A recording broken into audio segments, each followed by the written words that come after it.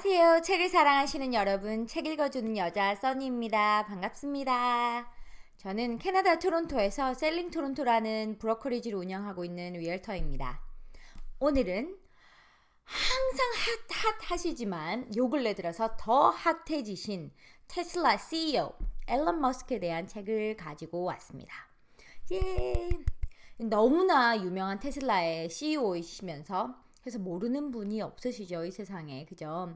그리고 스페이스 X의 CEO이시기도 하고 또 테슬라의 자회사 솔라시티의 CEO이시기도 한 일론 머스크의 책 따라 이건 제가 전자책으로 읽었어요.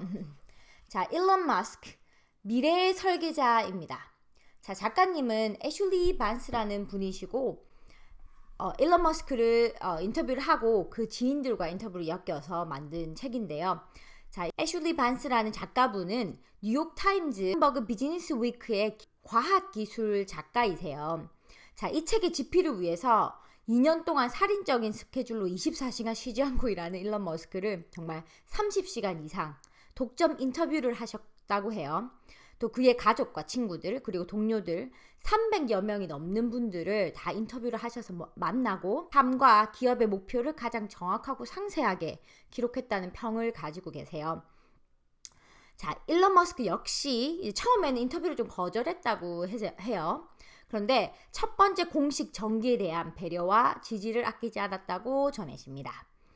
이분이 참 대단하신 분이죠. 그죠? 그러면 이렇게 CEO의 삶이 화제가 된 적이 있을까요? 빌 게이츠도 그렇지만 지금처럼 이렇게 핫하지는 않았던 걸로 기억을 해요. 이분은 제가 보기에 정말 특별하십니다. 작가분은 이렇게 얘기를 하시거든요. 머스크랜드를 방문하고 나서 나는 머스크가 이 사업에서 성공을 거둘 수 있었던 몇 가지 비결을 분명히 깨달을 수 있었다라고 얘기를 하시는데요. 인류를 화성에 보내겠다는 정신 나간 짓이라고 생각하는 사람도 있겠지만 머스크에게는 자기 회사를 움직이는 특별한 구호였다고 얘기를 하세요. 자신이 추구하는 일 모두를 아우르는 이렇게 포괄적인 목표이기 때문이다라고요. 새 회사의 직원들은 정말 불가능해 보이는 목표를 달성하기 위해서 날마다 노력하고 있다는 사실을 잘 알고 있다고 해요. 이제 머스크는 정말 비현실적으로 보이는 목표를 딱 달성을 하고 직원들에게 귀에 못이 박히도록 되뇌이고 뼛속까지 그 일을 매진한다 라고 설명을 하시거든요. 사실 화성에 간다는 거 누구가 생각을 했겠습니까? 아니 누가 만들어낼 수 있겠습니까? 그런데 그 누구도 생각할 수 없었던 원대한 꿈을 추구하는 머스크는 이렇게 부를 쫓아가는 CEO가 아니라 승리의 여신을 지키기 위한 진짜 군대를 지휘하는 장군에 가깝다라는 평을 하셨거든요. 이분은 정말 그래요. 돈이 목적이 아니다. 이분은 인류가 자초하거나 우발적으로 멸망하지 않도록 구원의 손길을 내밀고 싶어 한다고 얘기를 하세요. 전 사실 테슬라에 솔직히 말하면 관심이 없었어요. 큰 관심이 없었어요. 몇 년 전까지만 해도. 핑계는 무지였던 거죠. 반성합니다. 캐나다는 겨울이 추운데 전기자동차 껐다가 시동 안 걸리면 어떡해. 이런 모르면서 말하는 그런 무지. 정말 그 무지가 무섭다는 건 또 저는 저를 보면서 참 깨달았어요. 또 반성합니다. 그래서 제 주식 포트폴리오에는 테슬라가 없었어요. 전 믿지 않았거든요. 그런데 지금은 테슬라를 막 응원하는 사람 중에 하나로서 그리고 한 주주로서 애정이 막 넘치고 있어요. 몇 달 전에 이제 이 책을 시작을 하고 또 이분을 읽으면서 이제 이 책을 읽고 궁금해지고 계속 찾아보고 이렇게 하면서 태양열 에너지 그리고 전기 에너지 또 이런 것들에 대해서 또 읽으면서 환경에 대한 문제를 계속 인지하면서 또 이 책과 또 다른 책 제가 또 얼마 전에 소개했던 파타고니아 이 책과 함께 제 인생의 가치관이 조금씩 바뀌고 있답니다. 코로나가 잠잠해지면 아이들을 데리고 나가서 주변에 쓰레기 줍는 봉사를 시작해 보려고 아이의 페이스북도 만들어서 지구를 좀 살려볼까 이런 정말 제가 할 수 있는 최선을 한번 시작해볼까 생각을 합니다. 책이 주는 감동은 이런 거라고 생각을 해요. 뭣도 모르고 있던 제가 뭣도 모르면서 계속 테슬라를 믿지 못했던 제가 이제 태양에너지 솔라시티를 찾아보고 또 일론 머스크 꿈에 감동을 하면서 그 사람을 어떻게 하면 내가 응원할 수 있을까 저는 그분한테 돈을 줄 수 있는 상황도 아니고. 자, 그런 생각을 하면서 웬만하면 플라스틱 쓰지 않고 텀블러 쓰고 이제 물을 담아 다니기 시작을 하고요. 사실 뭐 차로 갈 수 있는 네일샵 원래 가던 데 말고 걸어갈 수 있는 네일샵을 가고 뭐 그런 조그마한 변화가 제 인생에서 일어나고 있어요. 자, 책이 준, 또 이 인물이 준 저에게 정말 큰 선물이라는 생각을 합니다. 자, 사설이 길었습니다. 자, 다시 책으로 돌아가 보겠습니다. 전 이분에게 3가지 궁금증이 있었어요. 사실 이 동시대, 이제 이 시대에 어떻게 보면 위인이시잖아요. 전 위인전 매니아거든요. 옛날 어릴 때부터. 아무튼 이 궁금증 3가지. 이렇게 성장한 사람의 어린 시절은 어땠을까? 전 2아이를 가진 엄마라 도대체 어떻게, 사실 이런 인물은 키워지는 건 아니겠지만 그래도 어떤 자극을 주면 이렇게 될 수 있을까? 2번째, 이분의 대인관계는 어떨까? 3번째, 이분의 리더십은 어떤 스타일일까? 이런 3가지 궁금증을 가지고 이 책을 시작을 했어요. 자, 아이들을 키우는 엄마로서 이분의 어린 시절이 궁금했는데 어떤 통찰력과 행동력, 이 뛰어난 능력들은 타고나는 것도 있겠지만, 자, 이분들의 이 뛰어난 분의 어린 시절은 어땠을까요? 제가 그때 말씀드린 빌 게이츠, 또 저의 인생 멘토 밥 아이거 등 많은 특출난 분들의 공통점을 제가 항상 찾아서 되게 기뻐하잖아요. 그거 뭐? 독서요. 그죠? 자, 일론 머스크도 그 부분이 있는지 제가 또 이렇게 유심히 봤어요. 어땠을까요? 이분은 그냥 타고난 천재였을까요? 찾았습니다. 빙고! 일론 머스크의 동생의 인터뷰 부분에서 나온 거였어요. 자, 어린 시절 일론이 가장 두드러진 특징은 강한 독서열이었다. 그는 어릴 때부터 손에 이렇게 책을 쥐고 자랐다. 형은 하루에 보통 10시간씩 책을 읽었어요. 주말이면 하루에 2권도 읽었죠. 이상했어요. 라고요. 자, 실리콘밸리로 갈 때 일론 머스크는 백팩 하나에 수트케이스 하나를 가지고 갔다고 하는데요. 그 수트케이스 안에는 온통 그냥 책만 담겨 있었다고 해요. 또 제가 믿는 방향, 삶의 방향이 계속 증명되는 경험을 합니다. 그런데 일론은 좀 많이 특별했던 것 같아요. 그의 표현에 의하면 나는 형상과 숫자의 상호 연관성에 그 알고리즘상의 관계가 뇌로 처리할 수 있다. 상상이 되시나요? 그 이과분들 아마 상상이 되실 수도 있겠습니다. 자, 가속도, 운동량, 운동 에너지 등의 대상이 어떤 영향을 끼칠지 선명하게 떠오른대요. 라고요. 그거는 어느 정도 타고난 점도 있다고 보이죠. 그럼 왜 태양 에너지 아니면 인류를 왜 화성으로 옮겨야 되겠다, 그런 계획은 도대체 어디서 나왔을까요? 그는 인터뷰에서 이렇게 얘기했어요. 컴퓨터 게임을 정말 좋아하신다고요. 그러면 이제 인터뷰를 하시면서 그러면 컴퓨터 게임 사업으로 성공하시죠 그러셨어요. 이렇게 했어요. 그랬더니 그가 한 소리가, 컴퓨터 게임 사업으로 성공한다 치더라도 세계에 얼마나 영향을 미칠 수 있을까요?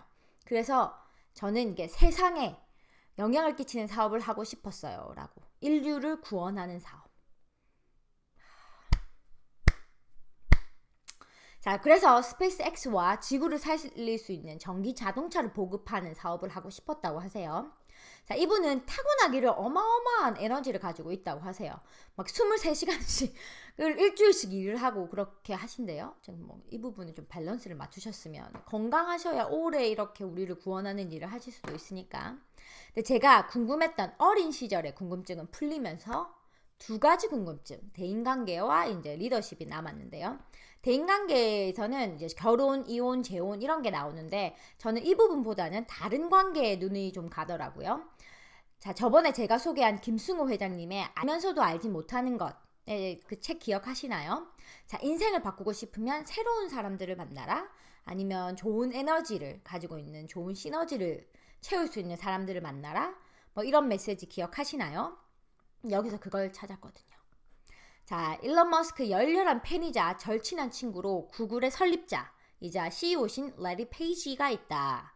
여러분, 구글 설립자랑 절친이시랍니다. 그들만의 리그. 일단 그렇고, 그는 머스크가 집을 전전하고 묶는 지인의 명단에 들어있다고 얘기를 해요. 그는 이렇게 말했다. 레리 페이지가, 일론은 일종의 노숙자입니다. 이렇게요. 제가 생각하기엔 신기하고 굉장히 재미있는 습관이죠. 뜬금없이 이메일을 보내서 나 오늘 어디서 자야지 모르겠네. 자네 집에 가게 되나? 이렇게. 그래서 온대요. 오라고 하면 그러면서 그는 아직 키는 주지 않았어요 라고 얘기를 해요. 자, 이분은 일론 머스크를 이렇게 평가하십니다. 자, 실리콘밸리나 기업 리더는 되게 돈이 어마어마하게 많아서 부족하지 않아요. 그런데 굳이 이익이 남지 않는 그 기업에 시간과 에너지를 투자할 이유가 잘 없다고 생각을 하신대요. 그런데 일론이 내게 좋은 본보기인 것은 바로 이 때문입니다 라고 얘기를 하세요.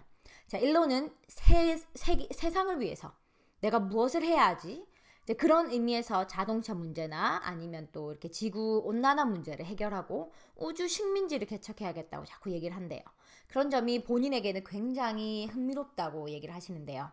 그러면서 우리는 이런 식으로 기분 전환을 해요. 셋이 모여서 이렇게 미친 계획에 대해 이야기를 하면 너무너무 재밌고 나중에 그 계획이 실현되기도 한다고 얘기를 하세요. 가장 장래성 있는 계획을 선택할 때까지 수많은 아이디어를 내고 이야기를 나눈대요. 와, 이 얼마나 어마어마한 관계인지 저는 책만 읽었는데도 막 가슴이 두근거리더라고요. 가슴 찌는 아이디어를 내고 이 아이디어를 또 서포트를 하고 또 그런 대화를 나누는 관계. 저는 이렇게 진짜 그러면서 그분이 하시는 소리가 일런은 무슨 일이 있어도 목표를 달성할 거라고 생각한다고 해요. 왜냐하면 일런은 개인적으로 이렇게 대가, 건강이나 뭐 가족 뭐 이런 거겠죠. 대가를 기꺼이 치를 각오를 하고 있으므로 그만큼 성공 가능성이 높다고 생각을 하신다고요. 자, 다른 사람이 아무리 미친 짓이라고 생각을 해도 일런 스스로 열정을 막 품고 막 달려든다면 결국 성공할 수 있는 증거 아니겠어요? 라고요. 절친이 그런 서포트와 믿음, 이제 그거 하나만으로도 저는 참 성공한 인생이라는 생각을 했습니다. 자, 그렇다면 세 번째 저의 궁금증, 인류를 구원하기 위해서 하고 있는 사업의 CEO, 새 회사의 CEO로서 그의 리더십은 어떨까요? 자, 벤처 투자가 스티브 제퍼슨은 스페이스X와 또 테슬라 솔라시티 다 이렇게 투자를 하셨고 스티브 잡스와 또 빌 게이츠랑도 같이 일을 하시면서 잘 알고 있는 이 스티브 제퍼슨은 이렇게 묘사를 했어요. 일론 머스크는 두 사람을 합쳐서 개량한 형태의 그런 인물이라고요. 자, 일론은 스티브 잡과 마찬가지로 C급, D급 그분들의 언어로 굉장히 스튜피드한 이게 똑똑하지 못한 그 직원들을 정말 용납하지 못하고 막 폭발한다고 해요. 자, 하지만 잡스보다는 상냥하고 빌 게이츠보다는 약간 더 세련됐다고 얘기를 하시거든요. 그와 일했던 사람들은 다 이렇게 말한대요. 일런에게는 어떤 일을 할 수 없다고 말하면 정말 안 된다는 철칙이 있다고 해요. 그럼 당장 이렇게 회사에서 쫓겨날 수도 있고 회의실에서 당장 쫓겨난대요. 모든 생각과 말에 체계가 있어야 한다고요. 자, 일론에게 계획을 이렇게 제시를 했는데 이제 수고했다라는 말을 들으면 그럼 그때서 정말 다행이다 이렇게 한숨을 쉰다고 하네요. 매우 까다롭게 굴면서 일을 막 밀어붙이는데 일에 방해가 되는 요소들은 이렇게 없애주려고 노력을 한다고 해요. 그리고 분명한 행동 계획이 없거나 아니면 변명을 들을 때 참지 못한다고 얘기를 했어요. 그러면서 그분은 전곡을 찌르는 질문을 계속 한다고 합니다. 자, 질문을 할 수 있는 건 저는 개인적으로 내공이 있어야 질문을 할 수 있는 능력도 있다고 생각을 해요. 자, 그리고 또 질문의 중요성을 또 한 번 상기시켜준 책입니다. 자, 이 책을 읽으면서 저는 테슬라가 그냥 거저먹은 회사인지 또 무지에 또 반성을 하고요. 설립 과정과 얼마나 힘든 과정을 보냈는지 또 알게 되면서 이 한 사람, 이 리더가 얼마만큼의 정말 압박과 무게를 견딜 수 있을까.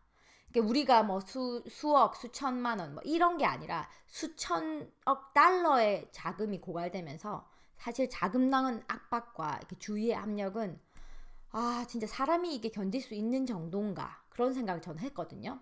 그분이 난 나라면 심장마비가 올 만큼 힘들 텐데 뭐 이런 생각도 정말 많이 들었어요. 그래서 읽은 내내 마음이 되게 무거웠던 부분도 있었거든요. 그런데 머스크는 회사의 금융 상황 때문에 이렇게 불안한 그런 상황에도 다른 사람한테 그러니까 특히나 직원들한테는 전혀 내색하지 않았다고 해요. 경영과 성공의 그 중요성은 언제나 주장을 했지만 실패했다 하더라도 끝장은 아니라고 계속 강조했대요. 주위 사람들은 이렇게 얘기를 합니다. 일론은 정말 낙천적이었어요. 그 문장을 읽고 디즈니만이 하는 것에서 밥 아이거가 리더의 덕목 중에 뭐를 꼽아줬는지 기억하시나요? 긍정적. 그거 못 보신 분들은 다시 한번 보시길 추천드려요. 그리고 제가 받은 팁이 하나 있었어요. 제 아들한테 써먹어 보려고 적어놨거든요. 자, 일반적인 관리자는 기한을 정하고 이렇게 직원한테 통보하죠. 언제까지 이렇게 딱 끝내라. 근데 머스크는 엔지니어들에게 스스로 제품 인도 날짜를 정하라고 일임을 한다고 해요. 자, 어떻게 이 작업을 금요일 2시까지 해내게 땡 이게 아니라, 자, 불가능하지만 이 일이 금요일 오후 2시까지는 해결돼야 되네. 할 수 있겠나? 라고 묻는데, 그때 직원이 대답을 네 이렇게 하면 일론에게 본인이 할 수 있다고 네 한 거기 때문에 스스로 열심히 해야 된다고 그렇게 하시는데요. 자, 작업에 대한 생각이 달라지죠. 왜냐하면 자기가 한다고 했으니까요. 자, 이렇게 스페이스X나 테슬라에는 스스로 동기를 부여하는 수백 명을 채용하는 방식으로 개인의 능력을 정말 최대한 끌어올린 그런 리더십이라고 얘기를 합니다. 자, 앞으로 일론 머스크와 스페이스X는 어떻게 될까요? 자, 가장 흥미로운 질문일 텐데요. 저는 다음 차를 테슬라도 정했습니다. 지구세를 내는 것처럼 이렇게 서포트를 해야 되겠다는 생각을 했거든요. 지금 하고 있는 이 모든 성과가 가시화가 될 때 일론 머스크는 아마 50대 중반으로 제가 보기엔 세계 최대 부자가 될 수도, 그리고 가장 막강한 힘을 소유할 수도 있을 것 같습니다. 자, 일론 머스크는 대중에게 희망을 안기고 또 기술이 인류에게 혜택을 베풀 수 있다는 믿음을 이렇게 우리한테 일깨워 줄 것 같은데요. 그러나 머스크가 벌리는 사업에는 정말 극적인 위험이 따르잖아요. 대부분 사람들이 이제 정말 소중하다고 여기는 걸 모두 희생하고서라도 끝까지 이러한 위험을 감수하면서 자기 방식대로 수행하며 살 것이다 라고 하면서 그는 이렇게 끝을 맺었어요. 나는 화성에서 죽고 싶어요.